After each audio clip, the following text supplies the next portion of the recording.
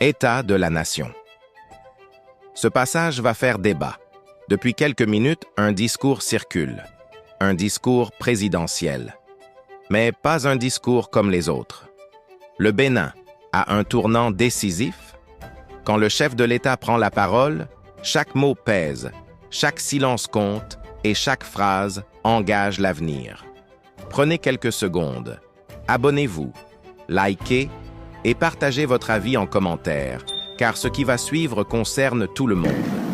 J'ai la conviction que les différentes réformes que nous avons opérées depuis, qu'il s'agisse de celles intervenues en 2018, 2019, 2024 jusqu'à la toute dernière, datant d'un mois à peine, nous permettront véritablement et définitivement de mettre la démocratie au service du développement de nos concitoyens et non au service exclusif des acteurs politiques.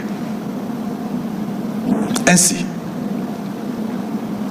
diriger la nation béninoise ne doit plus être perçu comme un droit, mais plutôt comme un devoir qui requiert de la disponibilité, de la vision, de la compétence et de l'abnégation.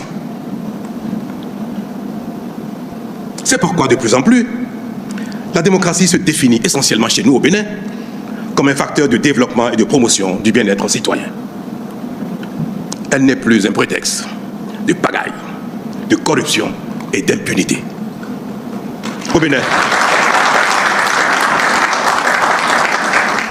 Bénin désormais, il ne suffit plus d'être un harangueur de foule, un vendeur d'illusions proclamé acteur politique, pour s'emparer de notre destin commun, sans autre projet que celui d'en jouir tout seul avec ses partisans. Pour nous diriger au Bénin, nous protéger, assurer notre développement et notre bien-être, il faut en être capable et le mériter politiquement. Être acteur politique ne confère plus aucun droit.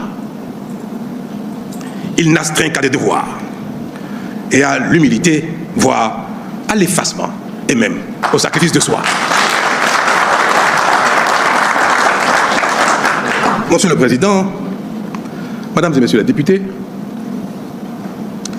si tel est l'état des lieux en ce qui concerne notre modèle de démocratie désormais au Bénin, pourquoi devrions-nous en rougir parce qu'il n'est pas la copie conforme de ce qui se fait ailleurs? Pourquoi? Mais est-ce que le Bénin est la copie conforme de notre pays dans le monde? Mais non. Nous sommes désormais une grande nation qui se construit jour après jour et notre modèle sociopolitique est en pleine mutation pour asseoir et renforcer notre dynamique de développement. Mais une telle transformation ne peut s'opérer sans difficulté, nous l'observons. Les incompréhensions, les résistances et même les heurts qui nous éprouvent sont inhérents à toute transformation sociétale significative. Ils sont la preuve que nous sommes sur le bon chemin. Aucune œuvre humaine n'étant parfaite, nous corrigerons et ajusterons notre modèle au fil du temps.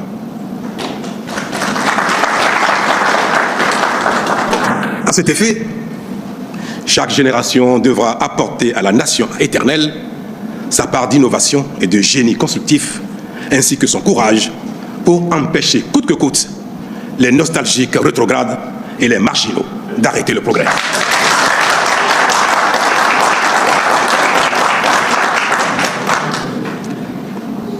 C'est en cela que je voudrais, Monsieur le Président, Mesdames et Messieurs les députés, saluer et rendre hommage à l'ensemble des forces de défense et de sécurité de notre pays.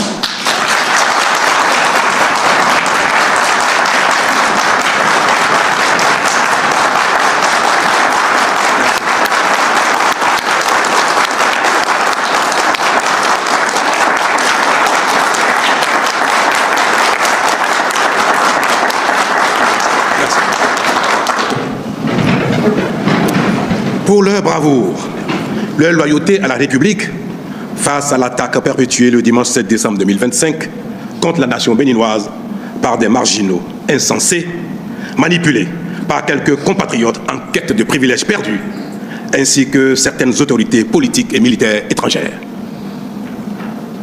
Je salue la mémoire de ceux d'entre nous qui y ont perdu la vie et adresse à leurs familles et proches, au nom du peuple béninois tout entier, nos sincères condoléances.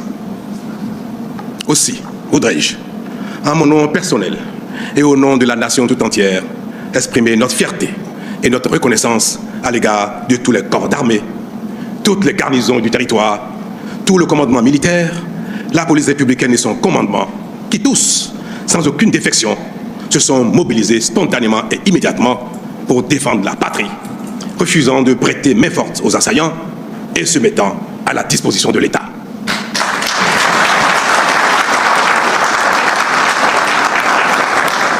De même, j'exprime à l'égard de tous les dirigeants, de toutes les institutions de la République, notre fierté et notre reconnaissance pour leur attachement à l'ordre constitutionnel tel qu'ils l'ont exprimé dans les minutes qui ont suivi l'attaque.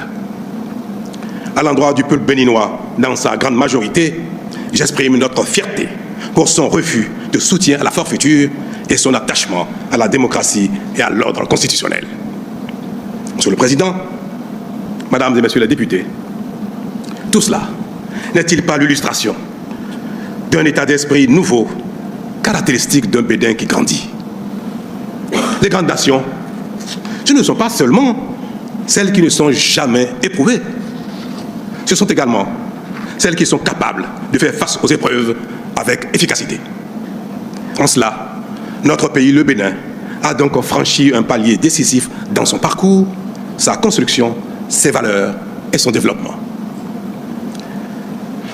Quant à ceux d'entre nous qui restent désespérément accrochés à notre passé révolu ou qui peinent à s'arrimer à la dynamique en cours, je prie le ciel de leur accorder la clairvoyance, l'altruisme et l'humilité nécessaires à leur ralliement afin que leur frustration, justifiée ou non, cesse de nous diviser.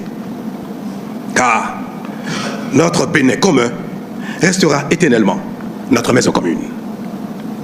Nos divergences ou insatisfactions, dès temps présent, ne doivent en aucun cas compromettre l'intégrité de la nation et son avenir. Les élus, mal aimés d'aujourd'hui, passeront. Et ceux de demain ne manqueront pas de corriger les erreurs commises et de remédier aux insuffisances.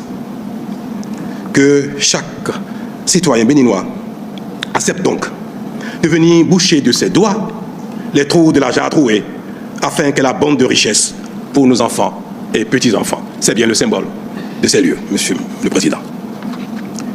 Un message qui interpelle. Le débat est ouvert. Dites-nous ce que vous en pensez. Abonnez-vous pour ne rien manquer.